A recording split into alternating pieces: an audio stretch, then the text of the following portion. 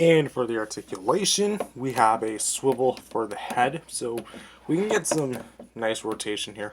Do keep in mind that, again, much like the 54, the spines up here, as small as they are, will bump into the spines right here, which could cause some mild paint rubbage. I'm not sure there is on mine. I mean, there's kind of a nick right there. But you still get a nice rotation, and you can get a nice rotation here at the base of the tail. So, pretty much speaking, you already know what ball you're playing with when you have the 62.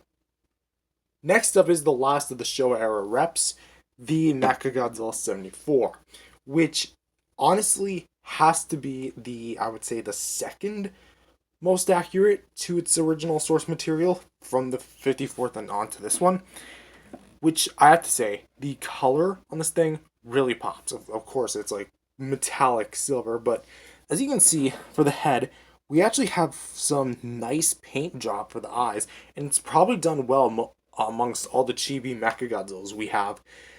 And we have like the nice little slits, of course. Inside the mouth, we don't have the rockets. There's nothing really detail-wise, but we do have the individually sculpted teeth, which are really nice. And we do have the rockets, though one's slightly longer, like one of the rocket prongs are slightly longer than the other. But we do have some nice segmenting on the nose, some of the antennas. Well, specifically the red parts are painted, well, red. Red circular things as ears.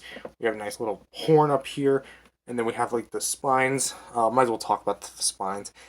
They are actually sculpted really well. As you can see, 3 rows of them, very accurate to the film. And we do have some like bigger ones. They are made of like a very sturdy vinyl, so no rubber extensions here. But again, they have like that very kind of mount. They almost look like nuclear power plants. I don't know, like the silhouette of them. Like they come up and then they curve in. You know what I'm saying? And then we have like the little tail thruster that acts like a rocket. Then coming on down to the body, we have some of the other detail. We have the little cannon on with the tinge, and then the various lining details, which are actually made of silver, like a darker gray. Sorry, gray to the more metallic silver, which is nice. And as you can see, we have like the kind of like, what shape is this? I think a hexagon. There we go, like a hexagon type shape. And then we have like, again, more lineage. And here we have some more on like I guess would be his crotch. And then here we have some more of the lineage on the like segments. So we have here and here and here. We have the little MechaGodzilla emblem, which is painted on. So at least that adds a bit more color variety. And here we have the fingers, which are actually kind of just static like this. Of course, it'd be hard to make MechaGodzilla grab something. But we do have some more like the lineage work here on the legs. So we have them here and here. Not so much on the foot. But we do have like the knee missiles and the feet missiles, which look really nice as well. Copyright info at the bottom of the feet. And yeah, again, more of the segmenting on the tail. And as you can kind of tell, that's kind of it. It's very simplistic. It's very cool. It's very awesome. And I honestly, again, think that like overall the sculpted details are probably the best, like as far as like capturing it, or at least the second best to the 54.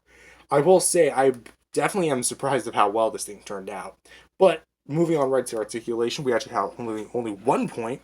That's going to be the head. And unlike the Godzillas, this guy does not have anything hindering his way. So just like the movie, you can spin his head as much as you want. I kind of would have preferred if they also had like some arm or maybe even some waist articulation. Because, like, I mean, there's a clear cut in the sculpt right there. And, like, not a seam line, but, like, a lineage where you could have cut the articulation. Plus, there's a gap in the spines. That'd been perfect for, like, a little waist swivel. But, I mean, then again, that would have been asking maybe a bit much. But that's okay, because MechaGodzilla, again, is still actually pretty sweet. Moving on to the 90s, we have the Rodan. And as you can tell, it's going to be a really fun one because Rodan is definitely the most unique mold-wise. And as you can tell, it also has some nice color to it. But let's talk about it. So for the sculpt, we do have quite an actually really well-detailed head. We have like Rodan almost looking like he just got gassed, honestly, with the eyes and like his expression. But as you can tell, the mold itself is actually done really well. We have some nice like little folds in the skin and like little segmenting here going on. We have like the little beady eyes, which I'm gonna try and focus on better. There you go.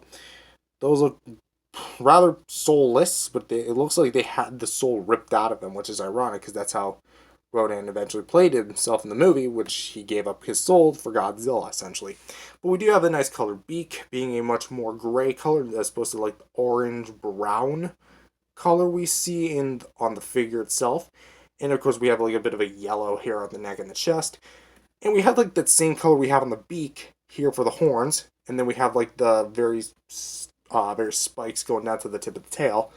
Bro thinks he's Godzilla. We have some more like the teeth here in the gums, which I have to actually commend Vinimates and Dan Select that they actually did a really good job with sculpting and painting it, because we actually do have some paint variety. Like that's a slightly darker color than the rest of the mouth itself. Like that is actually really good for the tongue being a much more purple and the mouth being a much more lighter red.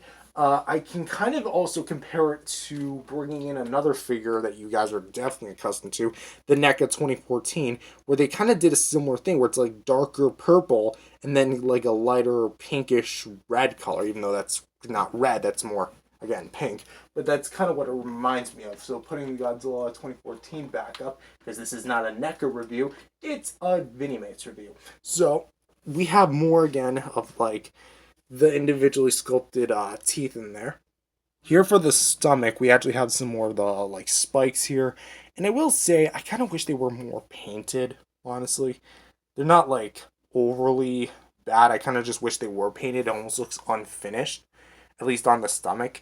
I can't recall if they were painted or not in the movie, but I kind of would prefer if they were painted here. The legs here are also done really well. We have some nice three toes with a back spiked toe, so I'd get kicked in the crotch by this guy, regardless if it was the front or back. Then again, why would I be taking him from the back? I must be doing some questionable things to Rodan if I find myself in that situation. Anyway, we have some more like the kind of orange detail with some more segmenting. It almost looks like you can actually pull it back and bend it. No, it's just the way that it's molded. And again, the coloring on the knee, the claws are actually painted really well. And then we have the wings, which are, of course, sculpted really well. I do like how they are very flexible vinyl, as opposed to just being hard, sturdy vinyl or plastic. We have some like claw paint here and here, which are of course three claws, and then we have like a bit of a yellow spray that kind of goes at the base, and then kind of goes up back to like orange, and then it's like that on the other side, except it presents itself just a bit better. Almost kind of looks like a reverse sunrise, almost like a mirrored sunrise. And then we have again more like the detail, and almost looks more like the suit when you actually have it like kind of spread out a little bit. Don't do what I'm doing. So, but as for Rodan's articulation, we have a swivel here at the head, which we can go pretty much all the way around. Nothing like too crazy. And that's going to be it. Yeah, there's no leg posability. There's no tail articulation. Like, look, there's literally nothing. So just keep in mind that when you're going to get this, it's just going to be the Rodan figure and nothing else. But overall, for Rodan, I would actually say that this is probably the best, at least colored wise, spitting. This is probably going to be like the best one, like second best, I'd say, visually speaking. Not so much accurate. I have like a weird ranking system in my head, but yeah, that's basically it for Rodan.